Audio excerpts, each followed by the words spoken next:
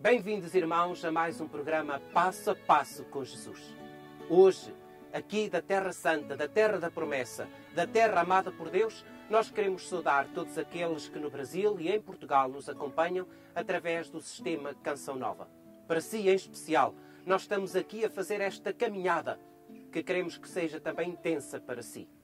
A Igreja hoje proporciona-nos viver o primeiro domingo da Quaresma. Esta caminhada de 5 semanas que nós iremos ter até chegar à Páscoa de Jesus, em que Ele, de uma forma intensiva, se dá por amor a cada um de nós, para a nossa redenção.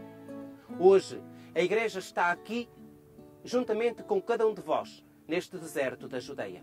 Vivemos esta mesma experiência que Jesus viveu depois de ter sido, quase que diria, empurrado do Rio Jordão, do seu momento de batismo, para ter este momento de prova, este momento de encontro consigo mesmo. É momento para nós nos podermos perguntar o que é que o deserto significa na Sagrada Escritura, mas hoje significa para cada um de nós. Porque o deserto é carregado de intensidade. É uma intensidade que nos impele também a cada um de nós, que nos empurra a cada um de nós a entrarmos dentro desta mesma caminhada de Jesus. O deserto, podemos ter esta consciência de que não é uma morada permanente. Onde está essa morada permanente? Diz-nos São Paulo que a nossa pátria está nos céus. É para lá que nós nos devemos encaminhar. Mas esse caminho faz-se, tal como o povo de Israel, através do deserto. Esse caminho faz-se, tal como Elias, através de um momento também de interioridade. Para escutar o quê? Diz-nos a Sagrada Escritura.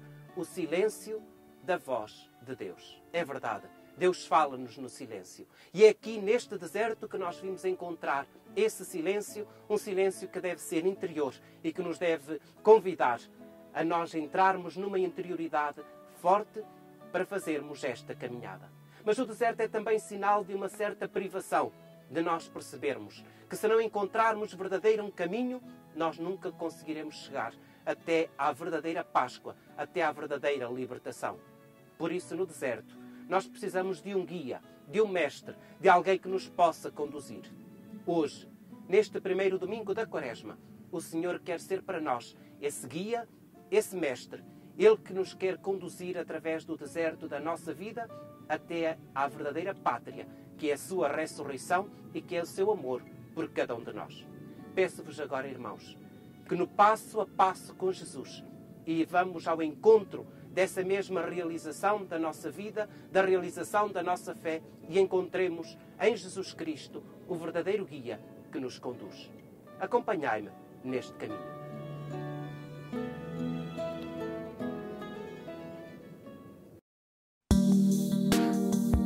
Temperaturas extremas, solo rochoso, clima extremamente seco.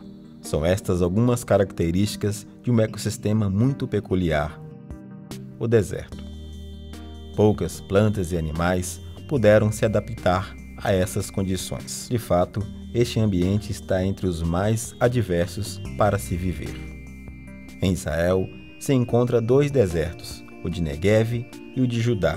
Juntos, eles ocupam uma área de 13.000 quilômetros, cerca de 55% do território, e se estende do centro até o sul do país.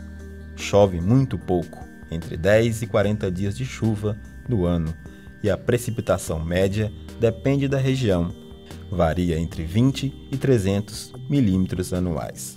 O solo e o relevo podem variar muito. Encontra-se planaltos, colinas, montanhas, cânions e depressões, áreas rochosas, outras arenosas e algumas outras férteis exploradas para a agricultura. A combinação desses elementos naturais cria cenário de beleza particular e misteriosa. Não obstante todos os desafios, sabe-se que populações nômades já habitaram nessas regiões há mais de 4.000 anos. Vários episódios narrados na Bíblia aconteceram nesses desertos. A travessia do povo de Israel quando fugiu do Egito, o rei Davi quando escapou da perseguição do rei Saul, até as tentações sofridas por Jesus. Atualmente vivem nessas regiões cerca de 650.000 habitantes de Israel, menos de 10% da população. Destes, cerca de 80% são judeus, enquanto 20% são árabes beduínos. No século IV, durante o Império Bizantino, mais de 70 mosteiros abrigaram milhares de monges que se instalaram nesses desertos para buscar o silêncio e a união com Deus. A herança histórica e as particularidades naturais do deserto o tornaram um símbolo e uma fonte espiritual para povos de diferentes culturas. Em seguida, o Espírito impeliu para o deserto e ficou no deserto 40 dias. Era tentado por Satanás. Estava entre as feras e os anjos serviam-no. Esta é a primeira parte do nosso Evangelho de hoje. É interessante nós vermos que o texto começa a dizer em seguida. Mas em seguida de quê? Nós vemos que aquele que impele, aquele que empurra Jesus para o deserto é o Espírito Santo. Imediatamente antes nós tivemos este encontro de Jesus com o Pai e com o Espírito Santo no Rio Jordão. Lá, Jesus é proclamado como o Filho de Deus.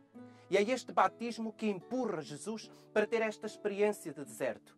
É curioso, estando aqui na Terra Santa, que os próprios franciscanos, no dia em que se celebra o batismo, imediatamente que saem do batismo, dirigem-se para o Monte das Tentações. E ali no Monte das Tentações, onde Jesus começa a ter esta experiência. Aqui neste mesmo lugar, como já tivemos a oportunidade de vos mostrar, é aqui que Jesus faz esta caminhada de deserto. Já tivemos a oportunidade para pensar um pouquinho do que é que significa o deserto na nossa vida.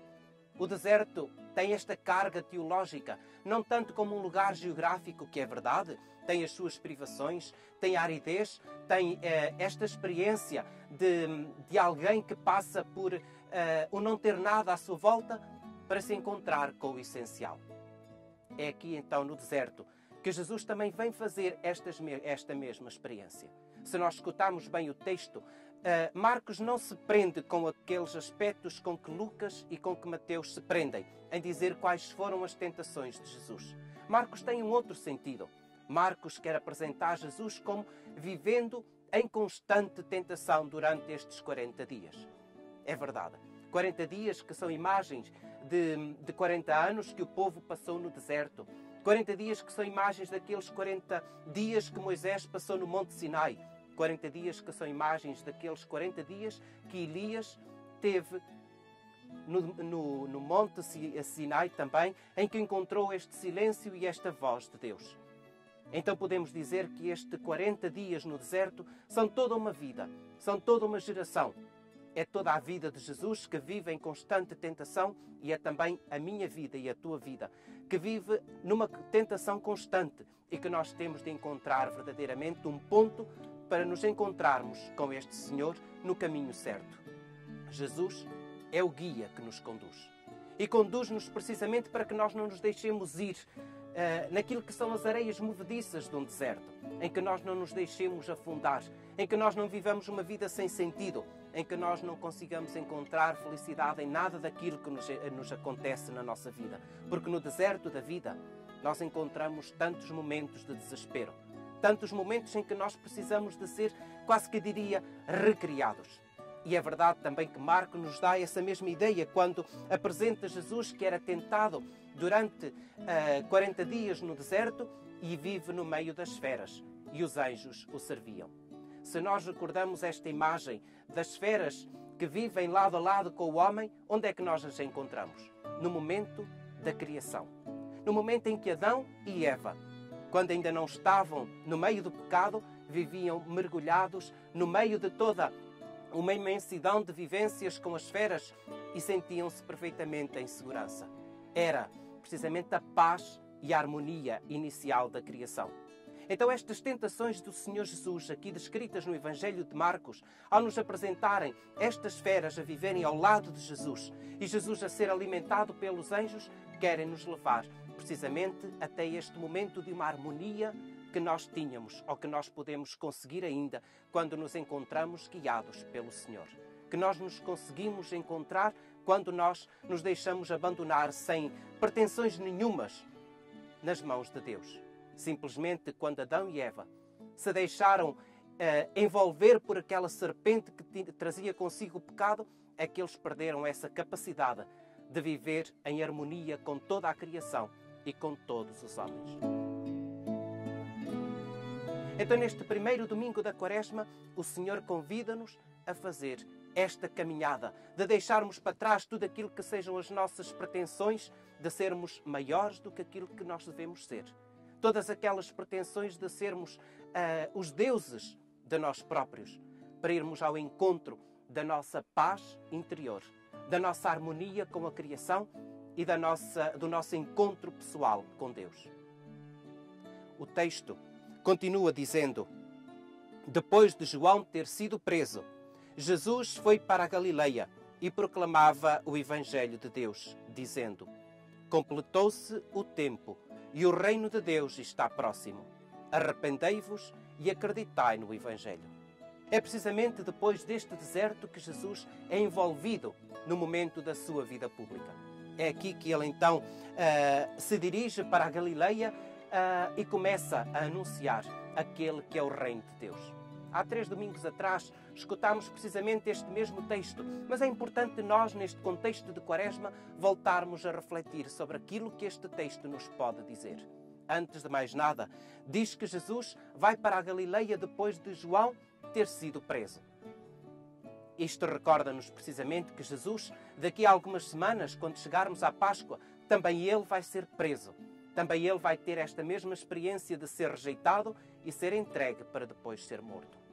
E Jesus faz quase que este antecipar da sua própria vida. Apresenta João como aquele que é preso. E depois o que é que faz? Começa a anunciar. Eu dizia-vos há algumas semanas atrás e hoje volto a dizer que Jesus anuncia qualquer coisa que já traz feito. Não qualquer coisa que ele inventa. Não se anuncia a si mesmo, mas anuncia aquilo que traz de Deus sem o reformular. E o que é? O reino de Deus. Depois, sim, é que ele apresenta quase que 2 condições para encontrar ou para acolher esse reino de Deus. Quais são essas condições? Convertei-vos e acreditai.